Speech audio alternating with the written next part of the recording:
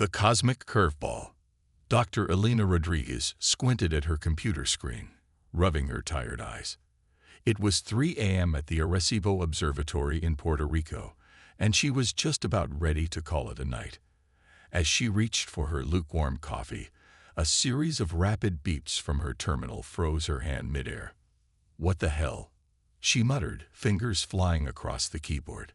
The deep space survey data was showing something impossible, an object the size of Mars, seemingly materializing out of nowhere at the edge of the solar system. Elena's heart raced as she triple-checked the readings. There was no mistake. She grabbed her phone with trembling hands and dialed her supervisor. "Dr. Chen, you need to see this. Now." Within hours, observatories around the world confirmed Elena's discovery.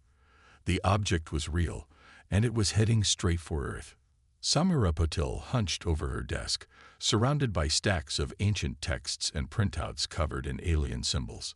The small office at the University of Cambridge felt more like a prison now that the world had gone mad. Outside, sirens wailed as another riot broke out in the streets. Her colleague, Dr. James Foster, burst into the room, his usually pristine suit disheveled. "Samira, they're evacuating the campus. We need to go." Samira didn't even look up. "I'm close, James. I can feel it. This signal, it's not random. There's a pattern." James ran a hand through his thinning hair. "Pattern or not, it doesn't matter if we're dead. That thing will hit us in less than a month. The military's nukes didn't even scratch it." Samira finally tore her eyes away from her work, fixing James with an intense stare. "Exactly. Don't you see? It absorbed every weapon we threw at it. It's changing course in ways that defy physics. This isn't some dumb rock. It's sending us a message." James opened his mouth to argue but was cut off by Samira's triumphant shout. She held up a sheet of paper covered in scribbles and circles. "I've got it. James, look at this. When you overlay the object's course changes with the energy spikes from our weapons, it forms a complex semantic structure. It's a language." James leaned in, his skepticism warring with curiosity. "Okay, assuming you're right, what does it say?" Samira's eyes gleamed with a mixture of excitement and fear. 3 words: "Prove your worth." General Laura Chen stood ramrod straight in the United Nations Security Council chamber, her uniform crisp despite the palpable tension in the air. On the massive screen behind her, a swirling crystalline mass loomed ever larger. "Ladies and gentlemen," she began, her voice steady, "in 27 days, this object will impact Earth with enough force to shatter our planet's crust. Our most powerful weapons have been ineffective. We are quickly running out of options." The room erupted into a cacophony of shouted questions and demands. Chen raised a hand, silencing them with a look. "However," she continued, "we may have a lead. Dr. Samira Patel, a xenolinguist from Cambridge, believes she has decrypted a message within the object's behavior. Dr. Patel, please proceed." Samira stepped forward, acutely aware of the world leaders scrutinizing her every move. She took a deep breath and launched into her explanation, detailing the complex patterns she discovered and their possible meanings. As she spoke, the faces around her morphed from skepticism to shock, and finally, to a glimmer of hope. In conclusion, Samira finished, her voice hoarse. "We believe this object is some kind of test. It's challenging us to prove our worth. Though worth of what, we don't know." The room fell silent for a long moment before erupting into frenzied discussions. Above the din, a voice rang out. "And how exactly do you propose we do that, Dr. Patel?" It was the Russian representative, his eyes narrowed in suspicion. Samira squared her shoulders. "We need to think bigger. This is clearly the work of an advanced civilization. If we want to prove our worth, we need to show them we're ready to join them on the galactic stage." General Chen stepped forward. "Dr. Patel has a point. Our scientists have been working on an experimental faster-than-light drive. It's untested, but—" "You can't be serious," the Chinese representative interrupted. You want to send someone out there. We don't even know if there's anyone to talk to. With all due respect, Samira countered, we don't have a choice. We've tried fighting. We've tried hiding. Now it's time to reach out. The debate raged for hours, but in the end, desperation won out over caution. A plan was formed. A small team would be sent out on humanity's first faster-than-light ship, seeking help from whatever advanced civilizations they could find. As the council adjourned, Samira felt a hand on her shoulder. She turned to see General Chen, a grim smile on her face. Hope you're ready for a field trip, Dr. Patel. You're going to be our ambassador to the stars. The next 3 weeks passed in a blur of preparation and barely contained panic. As Samira and her hastily assembled team trained for their mission, the world outside descended into chaos. Doomsday cults sprang up overnight, their members flooding the streets with signs proclaiming, "The end is nigh." Governments struggled to maintain order as supply chains broke down, and people began hoarding food and supplies. In stark contrast to the mayhem, the launch site of humanity's first FTL ship was an oasis of focused activity. Engineers worked around the clock, pushing the boundaries of physics to get the experimental drive ready in time. The night before the launch, Samira stood on the observation deck, gazing up at the stars. The crystalline object was visible now, a sinister blue-white smudge marring the familiar constellations. Penny for your thoughts. Samira turned to see James Foster, now part of her mission team, joining her at the window. She gave him a wry smile. Just wondering if we're about to make first contact or get ourselves killed in spectacular fashion. James chuckled, but it was a strained sound. Maybe both. But hey, at least we'll go down in history either way. Samira's reply was cut off by a commotion below. They looked down to see a crowd gathering at the base's perimeter fence. Even from this distance, Samira could make out the angry faces and protest signs. They think we're abandoning them, James said quietly. Samira shook her head. We're their last hope. And they don't even know it.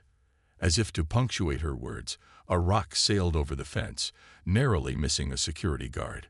More followed, and soon the air was filled with the sound of breaking glass and shouted obscenities. Alarms blared throughout the base. James grabbed Samira's arm. We need to go. If they breach the perimeter, this whole mission is screwed. They sprinted towards the ship, the angry roar of the crowd nipping at their heels. As they reached the gangway, Samira allowed herself one last look back at the Earth she was leaving behind. The crystal object pulsed ominously in the sky, as if watching their desperate gambit with cold, alien interest. Samira set her jaw and strode into the ship. One way or another, humanity's future would be decided among the stars. As the ship's engines roared to life, drowning out the chaos outside, Samira strapped herself in and closed her eyes. The fate of Earth rested on their shoulders, and the clock was ticking. In a blaze of light that outshone the emerging dawn, humanity's first faster-than-light ship pierced the heavens, carrying with it the last, desperate hope of the species on the brink. The cosmic curveball had been thrown. Now it was up to Samira and her team to knock it out of the park, or watch their world strike out for the last time. Galactic gatecrashers. The experimental FTL drive hummed ominously as the ship, christened Horizon, hurtled through the void. Inside, Dr. Samira Patel gripped her seat, knuckles white, as another violent shudder racked the vessel. Status report, barked Captain Yuki Tanaka from the command chair. Lieutenant Cole Jackson, their pilot, swore under his breath as he wrestled with the controls. The drive's stable, but navigation's shot to hell. We're flying blind, Captain. Dr. James Foster unstrapped himself, stumbling to a console. The drive's creating some kind of bubble around us. It's interfering with our sensors. Samira's mind raced. Can we drop out of FTL? Negative, Cole replied, tension evident in his voice. The drive's not responding to shutdown commands. Captain Tanaka's eyes narrowed. Options, people. I need options. As if in response, A proximity alarm blared. Through the view screen, a massive structure shimmered into existence, a colossal ring world that dwarfed their ship. Braced for impact, Yuki shouted. The horizon plowed through an iridescent barrier, alarms screaming as the ship tumbled end over end. With a bone-jarring crunch, they skidded to a halt on a gleaming surface. Silence fell, broken only by the hiss of ruptured coolant lines. Everyone alive. Yuki called out, unbuckling herself. A chorus of groans answered her. Samira shook her head, trying to clear the ringing in her ears. As her vision focused, she gasped. Beyond the cracked view screen lay a breathtaking alien cityscape. Crystalline spires stretched towards a simulated sky, while beings of impossible shapes and colors moved about their business. We made it, James breathed, awe overtaking his usual skepticism. Their wonder was short-lived. A piercing shriek cut through the air, and the team turned to see a group of aliens. Tall, spindly creatures with too many limbs, gesticulating wildly at their crashed ship. I don't think they're welcoming committee, Cole muttered, reaching for a sidearm. Stand down, Lieutenant, Yuki ordered. We're here to make friends, remember. Samira was already moving, humming the manual release for the airlock. Let me handle this.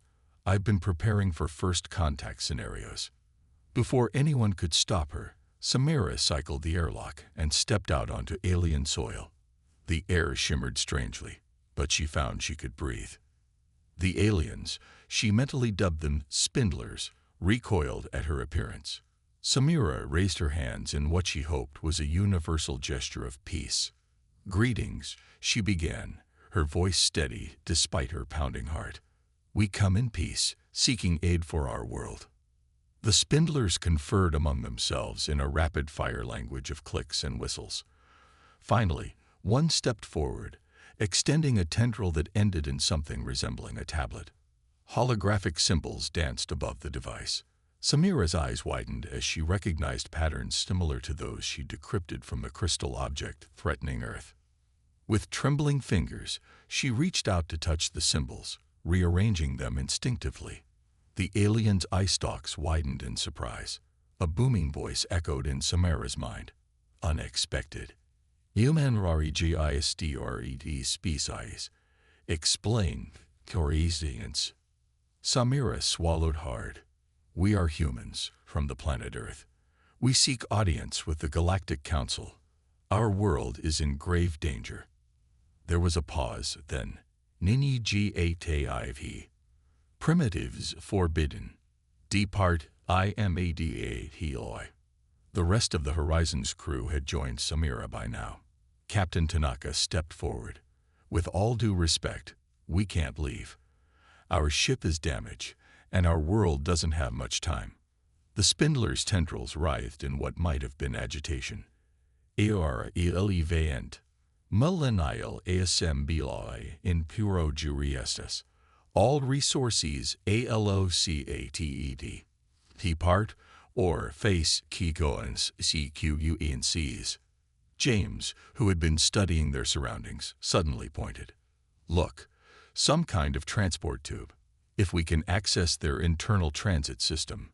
You can't be suggesting we gatecrash the Galactic Council, Cole hissed. Yuki's expression was grim. Anyone have a better idea? Earth's counting on us. Decision made, the team sprinted for the transport tube, ignoring the alarmed clicks of the spindlers behind them. They piled into a sleek, open-topped vehicle just as it was about to depart. Hold on, Cole yelled, figuring out the alien controls with pilot's intuition. They shot forward, alien wind whipping past as they plunged into the heart of the ring world. Samira's mind boggled at the scale of it all. Entire ecosystems zipped by in a blur. Ahead, a massive structure loomed, a parliament building of impossible geometry. There, Samira pointed. That has to be where the council's meeting. As they neared, the vehicle suddenly jerked to a stop, sending them tumbling into a carefully manicured alien garden. Ow! What the? Cole's protest was cut short as he realized what they'd landed in. Oh no. They found themselves tangled in a bush with writhing, iridescent fronds. A nearby sign pulsed with alien script. James, brushing phosphorescent pollen from his shirt, squinted at it. I think this translates to sacred ancestral sh. Don't finish that sentence, Yuki groaned. Alarms blared. Hovering drones converged on their position, bathing them in scanning beams. Alert. UNREGISDRED biology ALSDETCTED. Quarantine protocols INITI. Heti. A shimmering force field sprang up around them, cutting off escape. Samira's mind raced. They were so close, but at this rate, they'd be lucky to avoid imprisonment, let alone plead Earth's case. That's when she noticed it. A small maintenance hatch, half hidden beneath the sacred bush. Quick, she hissed. Help me with this panel. As the others provided cover, Samira and James pried open the hatch. A ladder descended into darkness. You've got to be kidding me, Cole muttered. No time to argue, Yuki decided. Everyone in. Now. They scrambled down the ladder just as the drones breached the force field. The hatch slid shut above them, plunging them into darkness. Activating wrist-mounted flashlights, they found themselves in a narrow maintenance tunnel. Strange pipes and conduits lined the walls, pulsing with alien energies. Okay, genius, Cole said, turning to Samira. What's the plan now? Samira squared her shoulders. We find the council chamber and make them listen. Earth's fate depends on it. They set off down the tunnel, the sounds of pursuit fading behind them. As they walked, James studied a holographic map he'd managed to download. I think I've got it, he said finally. If we follow this conduit, it should lead us to the central chamber.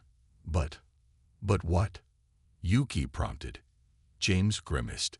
It looks like it feeds into the waste management system. A collective groan echoed through the tunnel. Well, Samira said, a hint of gallows humor in her voice, I guess we'll be making our case to the Galactic Council's trash committee. As they pressed on, none of them voiced the fear they all shared, that to these advanced aliens, humanity itself might be considered nothing more than galactic trash. The fate of Earth hung in the balance, and their only hope lay in convincing the assembled cosmic powers that humanity was worth saving. Starting from the bottom up. Trials of the trash species. The acrid stench of alien waste management systems assaulted the team's nostrils as they crawled through the narrow conduit. Captain Yuki Tanaka led the way, her military training kicking in as she navigated the labyrinthine pipes. I swear, Lieutenant Cole Jackson grumbled, if we save Earth, I'm never complaining about plumbing duty again. Dr. James Foster, bringing up the rear, suddenly froze. Wait, do you hear that? The group fell silent, straining their ears. A faint melodic humming reverberated through the pipes. Dr. Samira Patel's eyes widened. It's similar to the patterns I decoded from the crystal object. This must be how they communicate throughout the station. Yuki nodded grimly. Then we're on the right track. Let's move. They pressed on, the humming growing louder until it was almost deafening. Suddenly, the pipe opened into a vast, spherical chamber. Suspended in the center was a pulsating mass of tentacles and eyes, the waste management eye. Before they could react, tendrils shot out, ensnaring each of them. They were lifted into the air, facing the bizarre entity. Anomen ALIDTECTE, a voice boomed in their minds. Unsehedual biological waste. Process or pure G. Samira, thinking quickly, shouted, Wait. We're not waste. We're a new cleaning product. Sent to, optimize your systems. The AI's eyes swiveled, focusing on her. ILOJITI. No such PRODUCTSCHEDULED. Beginning pure G CQENC. Hold on, James interjected. We have critical information for the Galactic Council. Surely your protocols allow for unforeseen circumstances. The eye paused, its tentacles writhing in what might have been contemplation. Insufficient AUFG or two VURIFY Sila AM. ESTA logging to higher Pro CS. With a lurch, the team found themselves shot upwards through a new set of pipes, tumbling end over end until they were unceremoniously deposited onto the floor of an opulent chamber. As they struggled to their feet, they realized they were surrounded by beings of all shapes and sizes, the Galactic Council in all its bizarre glory. A massive gelatinous creature that seemed to be mostly brain-pulsed with annoyance. What is the meaning of this interruption? We are in the midst of crucial deliberations. Yuki stepped forward, chin held high. Esteemed Council, we come bearing urgent news. Our world, Earth, faces imminent destruction from a crystal object of immense power. We seek your aid. Murmurs and clicks rippled through the assembly. A beam composed entirely of shimmering light floated forward. Earth? We have no record of this world or species. Explain your presence, primitives. Samira joined Yuki. We've only recently developed faster-than-light technology. The threat to our world forced our hand. Please, we beg for your assistance. The brain creature wobbled dismissively. Preposterous. The galaxy is in perfect balance. No such threat exists. But it does, Cole argued. We've seen it with our own eyes. It's heading straight for our planet. A council erupted into chaos, various factions arguing amongst themselves. Finally, a spindly, multi-limbed being raised several appendages for silence. This is highly irregular, it chittered. However, the Waste Management Eye's escalation protocols are not to be taken lightly. Perhaps a test is in order. The light beam bobbed in agreement. Yes, the ancient trials. If these primitives truly seek our aid, let them prove their worth. The brain creature sighed, a sound like bubbles popping. Very well. Humans, you will face 3 challenges. Succeed, and we will consider your plea. Fail, and you will be ejected from council space. Do you accept? The team huddled together. Do we have a choice? James whispered. Samira shook her head. It's this or nothing. We have to try. Yuki turned back to the council. We accept your terms. Excellent. The light being chimed. Your first trial begins now. You will face our grand champion in a game of 4D chess. You have 1 hour to prepare. The team was ushered into a small antechamber. As the door sealed behind them, panic set in. 4D chess, Cole exclaimed. I can barely play regular chess. James paced nervously. It must involve time manipulation or alternate realities. How can we possibly compete? As her teammates despaired, Samira noticed a small, hunched figure in the corner. It was Zora, the team's young prodigy in theoretical physics. She had been so quiet during their misadventures that they'd almost forgotten she was there. Zara? Samira approached cautiously. Are you all right? The young woman looked up, her eyes unfocused. The colors. They're so loud. Can't you hear them? Samira frowned. What do you mean? Zara stood, moving her hands as if manipulating invisible strings. The game, the dimensions, they're all connected, like a symphony. Realization dawned on Samira. Zara, you have synesthesia, don't you? You perceive sensory input differently. Zara nodded absently. I'd always seen numbers and equations as colors and music. This 4D chess, it's the most beautiful melody I've ever heard. Samira turned to the others. Excitement building. I think we've found our champion. An hour later, Zara sat across from a being that resembled nothing so much as a hyper-intelligent space squid. The 4D chessboard hovered between them, pieces shifting in and out of reality. To everyone's amazement, Zara moved with confidence, her fingers dancing through the air as she manipulated pieces across dimensions. The squid's tentacles writhed in frustration as it found itself outmaneuvered at every turn. With a final, decisive move, Zara called out, "Checkmate." The council chambers erupted in shocked whispers. The squid deflated, bowing its bulbous head in defeat. The light beam flickered rapidly. "Impossible. No one has defeated our champion in millennia." Yuki stepped forward, pride evident in her voice. "Never underestimate humanity. We may be young, but we are full of surprises." The brain creature wobbled thoughtfully. "Perhaps there is more to these humans than we thought. But do not celebrate yet. 2 trials remain, each more difficult than the last." As they were led away to prepare for the next challenge, the team's spirits soared. They had passed the first test, but the real battles were yet to come. The maze of metamorphosis awaited, its shape-shifting corridors holding untold dangers.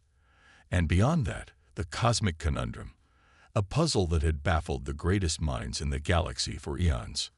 Earth's fate still hung in the balance, but for the first time since their desperate mission began, there was a glimmer of hope. The trash species had shown they could compete on the galactic stage. As they steeled themselves for the trials ahead, none of them could have imagined the earth-shattering revelations that awaited. Revelations that would forever change humanity's place in the cosmic order. The human wildcard. The maze of metamorphosis loomed before them, its entrance a swirling vortex of ever-changing matter. Captain Yuki Tanaka stood at the threshold, her team behind her, each lost in their own thoughts. Dr. Samira Patel studied the shifting patterns, her mind racing. "The maze doesn't just change shape," she murmured. "It's altering its fundamental properties at the quantum level." Lieutenant Cole Jackson flexed his hands nervously. "So what's the plan? We can't outthink something that rewrites reality every second." Before anyone could respond, a tremor ran through the station. The council members watching from a safe distance muttered in concern. The brain creature's voice boomed out. "Curious. It seems your homeworld's peril has followed you here. Observe." A holographic display flickered to life, showing Earth. The crystal object loomed closer than ever, its surface crackling with energy. Cities worldwide were in chaos, riots and doomsday parties erupting in equal measure. Dr. James Foster's face paled. "We're running out of time." Yuki's expression hardened. "Then we don't have time for caution. We go in, and we don't stop until we're through."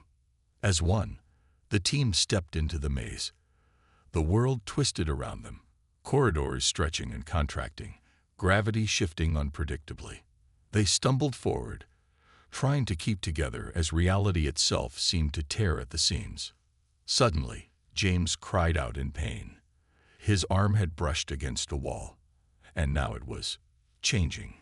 Scales rippled across his skin, his fingers elongating into claws. "The maze," Samira gasped. "It's not just changing itself, it's changing us." Panic set in as the team watched parts of themselves morph and shift. Cole's legs fused into a serpentine tail, while Yuki's eyes multiplied across her face. Only Zara seemed unaffected, her eyes darting around in that unfocused way they had during the chess match. "The music," she whispered. "It's all around us. Can't you hear it?" Samira, fighting against the tentacles sprouting from her back, turned to the young prodigy. "Zara, what do you mean? What music?" But Zara was already moving, dancing to a rhythm only she could perceive. As she twirled and stepped, the maze seemed to respond, its shifts becoming less erratic, almost harmonious. "Follow her," Yuki commanded, her multiple eyes blinking in astonishment. They stumbled after Zara, their transformed bodies making movement difficult. But as they matched for steps, they felt the changes begin to recede. The maze's metamorphosis slowed, paths clearing before them. With a final, graceful leap, Zora brought them to the exit. They tumbled out, their bodies returning to normal as they left the maze's influence. The council chambers were abuzz with excited chatter, the light being pulsed rapidly. Extraordinary. They navigated the maze in record time. But there was no time to celebrate. The holographic display of Earth flared, the crystal object pulsing ominously. The brain creature wobbled forward. Impressive, humans, but your final trial awaits. The cosmic conundrum. Millennia of the galaxy's greatest minds have failed to solve it. You have 1 hour. A shimmering, multidimensional puzzle materialized before them. Its complexity was mind-boggling, equations and symbols shifting in and out of existence. As the team stared in bewilderment, Samira felt a strange resonance. The puzzle's patterns, they were familiar somehow. The crystal object, she breathed. Its structure, its message, they're connected to this. She turned to her team, excitement building. Quick, what do we know? Zara can perceive higher dimensions through synesthesia. The maze responded to her movements. And this puzzle, it's linked to the threat to Earth. James's eyes widened. Are you suggesting everything's connected? The trials, the object, us being here. Yuki nodded slowly. It can't be coincidence. But what does it mean? As they debated, a holographic display of Earth flared again. The crystal object had entered the atmosphere, panic reaching a fever pitch globally. Amira's mind raced, pieces falling into place. The object absorbed our weapons, changed course impossibly. What if it's not a weapon at all? What if it's responding to us, to our consciousness somehow? Cole scoffed. You're saying we're affecting it with our minds? Come on, Doc. But Zara was nodding vigorously. Yes, the colors, the music. It's all one giant symphony. We're not just players. We're instruments. The pieces clicked into place for Samira. She stepped up to the cosmic conundrum, her hands hovering over its shifting surface. It's not about solving it conventionally. It's about harmonizing with it. She turned to her team. Everyone, focus. Think about Earth, about why we're here. Our determination, our unity, projected into the puzzle. Skeptical but out of options, they complied. As they concentrated, the puzzle began to resonate, its patterns aligning with their thoughts. Zara gasped. The music, it's changing. The council chambers fell silent as the humans worked in unison, their minds melding with the conundrum. Slowly, impossibly, the puzzle began to solve itself. As the final piece clicked into place, a shockwave of energy pulsed out. The holographic display of Earth flared brightly, then stabilized. The crystal object had stopped its approach, now orbiting the planet harmlessly. The council erupted in a cacophony of shock and awe. The brain creature's voice cut through the din. Impossible. You've done it. But how? Samira stepped forward, her mind reeling with the implications of what they'd discovered. Esteemed council, I believe we've stumbled upon a fundamental truth about our species, and perhaps about the nature of the universe itself. She gestured to the solved conundrum. This puzzle, the trials, even the object threatening our world, they're all part of a greater test. A test not just of our intelligence or physical abilities, but of our collective consciousness. The light being flickered rapidly. Preposterous. Are you claiming your primitive species has some hidden potential? Not hidden, Yuki interjected. Forgotten. James picked up the thread. Think about it. The chess game, the maze, this puzzle, they all responded to our unique perspectives, our unity. What if humans aren't newcomers to the galactic stage, but returning players? The council chambers fell into stunned silence. Finally, the spindly, multi-limbed being stepped forward, its voice trembling. The precursors. Could it be? Murmurs rippled through the assembly. Samira frowned. The precursors. The brain creature wobbled nervously. An ancient race, said to have seeded consciousness throughout the galaxy. They vanished eons ago, but legends speak of their return. Cole laughed incredulously. Wait, you're saying we might be descendants of some super-advanced alien race? That's crazy. But Zara was nodding, her eyes alight with understanding. It explains everything. Our adaptability, our creativity. We're not just solving the universe's puzzles. On some level, we helped write them. As the implications sank in, the holographic display changed.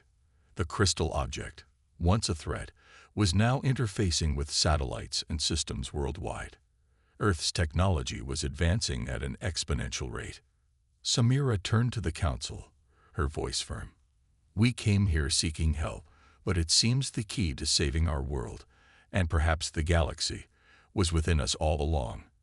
Now we humbly ask to take our place among you, not as supplicants, but as equals.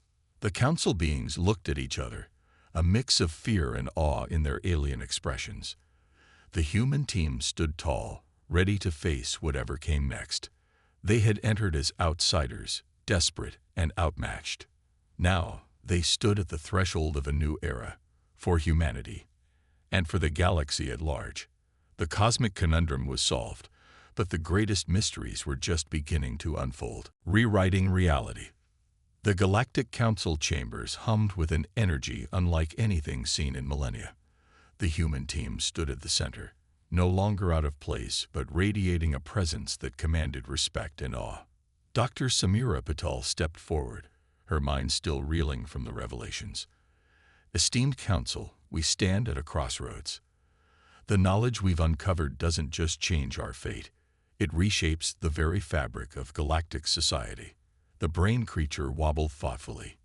Indeed, if you truly are descendants of the precursors, the balance of power in the galaxy will shift dramatically.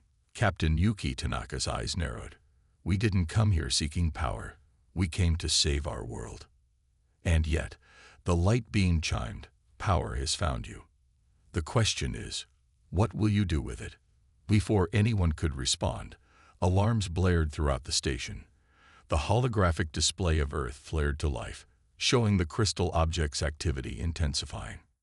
Dr. James Foster studied the readings, his face pale. The object, it's not just interfacing with our technology, it's interfacing with human minds worldwide. Lieutenant Cole Jackson swore under his breath. So much for solving the problem. We've just made it worse. But Zara, the young prodigy, was smiling. No, don't you see? This is the final piece of the puzzle. The object, the trials, our latent abilities. It's all been leading to this moment. Samira's eyes widened as understanding dawned. A test of worthiness. Not just for us, but for all of humanity. We're not meant to just solve the cosmic conundrum. We're meant to implement the solution. Yuki finished, awe in her voice. The council erupted into chaos, various factions arguing about the implications. The spindly, multi-limbed being raised several appendages for silence. This is unprecedented, it chittered nervously. The power to reshape reality itself. It cannot be entrusted to such a young species. Cole stepped forward, his voice firm. With all due respect, it's not up to you. This is our test, our destiny. James nodded in agreement. We may be young, but we've proven our worth. More importantly, we understand the weight of this responsibility. The brain creature pulsed skeptically. Pretty words, but can you back them up? The fate of the galaxy hangs in the balance. Samira took a deep breath, centering herself. We propose a compromise. Guide us. You have the wisdom of eons. Help us use this power responsibly. The light being flickered thoughtfully. A mentorship. Intriguing. But how can we trust you won't turn on us once you've fully awakened your abilities? Yuki's expression was solemn. Trust is earned. We're willing to prove ourselves, not just today, but in the years to come. We don't want to rule the galaxy. We want to be part of it. A tense silence fell over the chambers. Finally, the brain creature spoke. Very well. We will guide you through this awakening. But be warned. The power you're about to wield can create or destroy on a cosmic scale. The choice of how to use it is yours. With the Council's reluctant blessing, the team turned their attention to the task at hand. The holographic display showed the crystal object's influence spreading rapidly across Earth, billions of minds lighting up as they connected to this vast cosmic network. Zara stepped forward, her eyes unfocused as she perceived dimensions beyond normal sight. I can hear it, the symphony of human consciousness. It's beautiful. Samira nodded, feeling the resonance herself. We need to harmonize with it, just like we did with the conundrum.